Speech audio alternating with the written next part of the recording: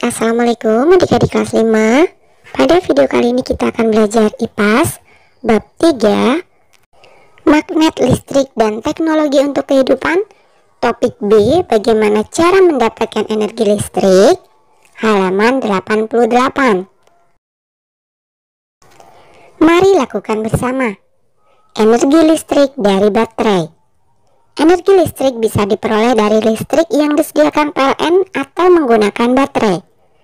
Dalam percobaan ini, kalian diberikan kesempatan untuk memanfaatkan energi potensial yang ada pada baterai dan mengubahnya menjadi energi listrik.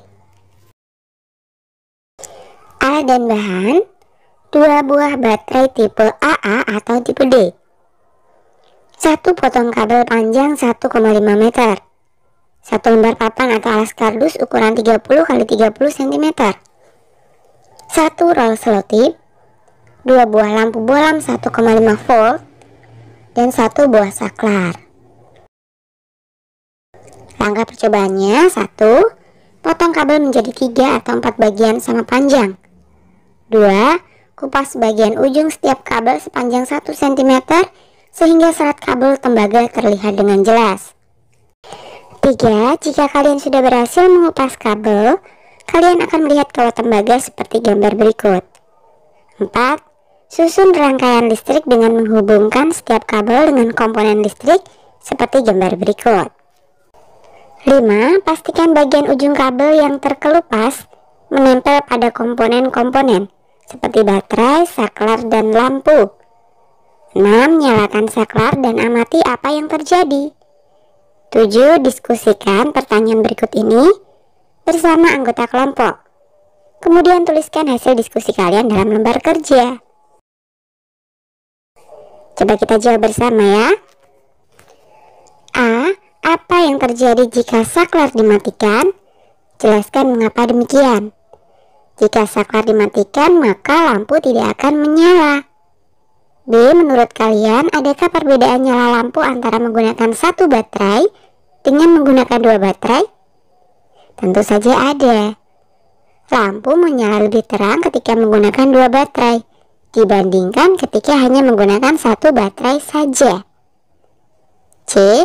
Menurut kalian, apa yang akan terjadi jika arah baterai dibalik? Apakah lampu akan tetap menyala ketika saklar dihidupkan? Jika arah baterai dibalik, maka lampu tidak dapat menyala meskipun saklar dalam posisi hidup. Nah, sekarang mari kita refleksikan. 1.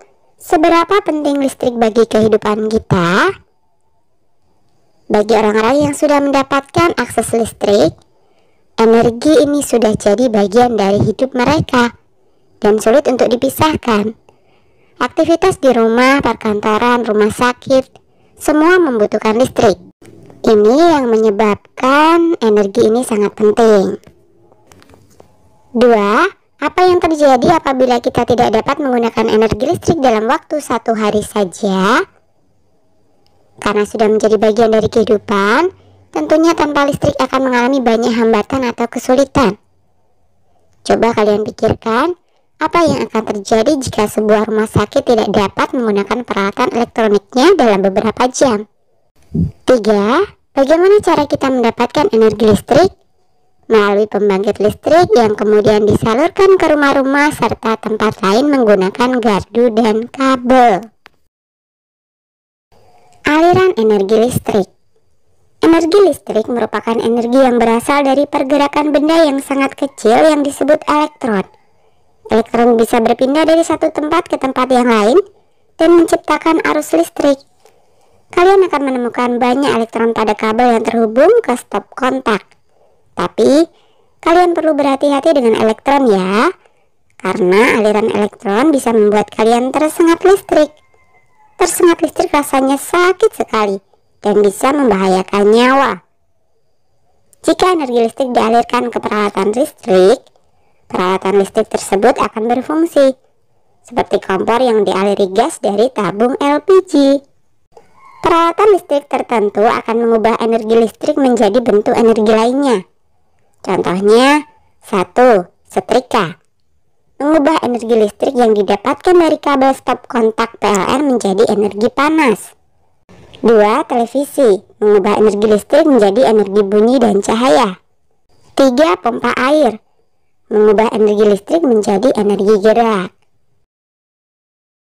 Nah, berdasarkan jenis arus listriknya, listrik yang kita gunakan dalam kehidupan sehari-hari dapat dibagi menjadi dua jenis, yakni arus listrik searah atau DC dan arus listrik dua arah atau AC.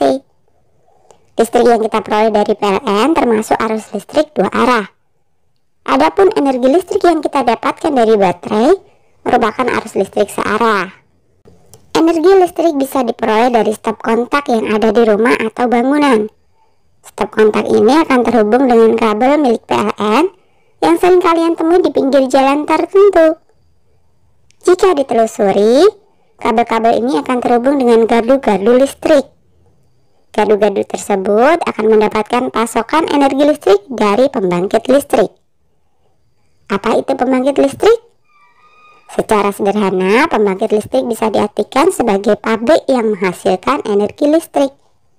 Jadi, kabel-kabel listrik digunakan untuk mengalirkan energi listrik ke gedung, bangunan, sekolah, dan rumah kalian. Nah, berikut adalah gambar pembangkit listrik yang akan mengalirkan listrik melalui kabel-kabel listrik. Jenis pembangkit listrik bermacam-macam. Gambar-gambar berikut adalah pembangkit listrik yang ada di Indonesia.